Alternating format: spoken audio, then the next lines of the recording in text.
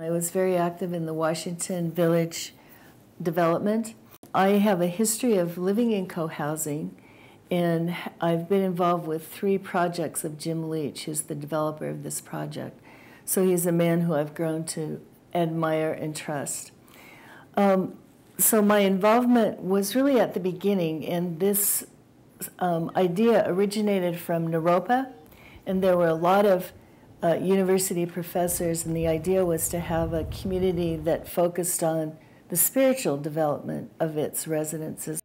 As Washington Village was developing, we recognized that there was opposition from the neighborhood, and we had some meetings at the school, and neighbors came, and their behavior was so angry and nasty. I mean, I talked to neighbors that would say, they played on that playground 70 years ago, and their children and their grandchildren. I mean, it's not just land, it's like their land. I really came to appreciate that Washington Village was a school. It was Washington School, and her children had gone there, and there's this whole history of the neighborhood with that school. And they really felt double-crossed when the school district sold the school. I came to understand this just high resentment among the neighborhood of their property passing into the hands of a private developer.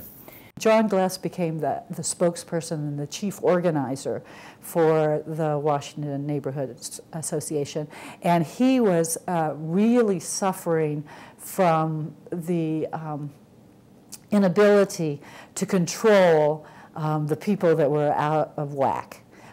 There were some people that were so nasty and so involved in the Washington neighborhood, who were so emotionally invested that they could not even be civil to other people. One of the things that they tried to do to coordinate the things, and the reason I'm wearing red today, was that they decided that in order to minimize their impact of the, shall we call them wild hares in the neighborhood, that were just a little bit too crazy for public consumption. We tried to minimize them by saying, you know, what we want to do is get our points across in a coherent fashion, not turn the city council against us. So we need to have a way to show support. And so what we did was we developed what we called red shirt events. We, the red shirts, are the people of the place. We see Washington School in the only way any one of us has ever known it, a public building in the service of the greater good. Everyone in this room tonight needs to ask themselves which side of the fence they will be on when they come to take your sunlight, your quiet mornings, your views of the mountains, your peaceful place. This property is absolutely incompatible with my lot, which is one of the larger lots in North Boulder, represents a piece of Boulder's history, and it simply is an insult to my lot. I am particularly concerned with the style and the density of the buildings along Broadway. This is a big box, cookie-cutter building reminiscent of the stuff that's going in down by Canyon. The co-housing people in the past have said that they would help us get a parking district as they realize that their visitors to all their community events are going to spill over into the neighborhood. And to me that's like saying, I'm going to hit you with my car, but I'll take you to the hospital. The real question, I think, on that issue is whether city government will listen to the neighborhood and we neighbors, as you see us in front of you, who have invested our lives in this neighborhood. Or if you're going to listen to the developers who are bent on reshaping our neighborhood in their image. I want to talk a little bit about the Reds here. It's the red shirts. It's been really tough. You know, I think we're like most people, we want people to like us, and it's been very hard how we've been treated in the newspapers and at the city council meetings. And when I was a kid, my favorite show was Mr. Rogers' Neighborhood, and he sang that, "Would you be mine? Would you be my neighbor?" And we might be neighbors. You know, and I hope we can be a little more kind to each other if that's the case. I happen to be an architect, and I got involved with the Washington School Neighborhood Association during the planning approval process for the Washington Village project, and I got involved in reviewing the drawings and analyzing them, and it turned out that the heights had not been properly stated with regard to Red Arrow, and that they were, the building was right along the property line, were 2 feet higher than was stated on the original drawings. Then it became an issue of, well, wait a minute, there was a zoning variance that was granted for a specific height. The buildings are taller than that, and something has to be done about that. So eventually what happened over a 2-year period is the city got involved, and they spent well over $120,000 sponsoring what was called a recommendation group. I was a member of that recommendation group, Jim Leach, the developer, and then there were neighbors that were also on that recommendation group. And I remember the first meeting that we had, I felt so optimistic, like, here, we can do it, we can work together.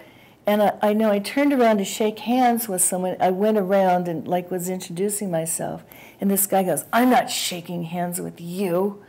And, and it was pretty disappointing. We had this 2-day design charrette, and there were 38 different developments. But the thing that was brilliant about it is then people began to understand, here's the limits of what can be built. There were several proposals that put way more on it than the density by law allowed. There were some that wanted to just create an urban farm there, so there were some that weren't financially realistic. But I think that was a turning point because people got their hands dirty. Okay, well, I think a lot of the neighbors were happy that the city sponsored design charrettes where we were able to play with blocks and make models and drawings of alternative solutions. Some people felt that this was a genuine step towards democratizing the process. There were a few people that thought that there was a preconceived result that had already been determined. What eventually evolved was trying to match the site with the adjacent street, so that on the east side where there are houses, that's where we had 6 houses would be located. To the north was Red Arrow, which was an apartment building, and so we were trying to, we pulled back where the development would begin, and then along the west side, which is on Broadway, would be where our common house would be, and the commercial part of it. I know that nobody was completely satisfied with the way the development ended up being. Either the developers, the potential investors, or the neighborhood around has been really satisfied with how that goes. And I look forward to seeing, and I'm very curious about what will happen in the future with this potential thing, because it was such a good example of bad conflict in our community. And it would be really interesting to see what actually does evolve there. Well, Washington Village has been approved. At the time, the amount that my size unit was running was around $475,000. In the end, now that same unit, 1,000 square feet, is running $675,000. So I've been priced out of the development. It really comes down to the high costs of developing new urbanism in Boulder, and I'm not sure what could have prevented the opposition of the neighbors.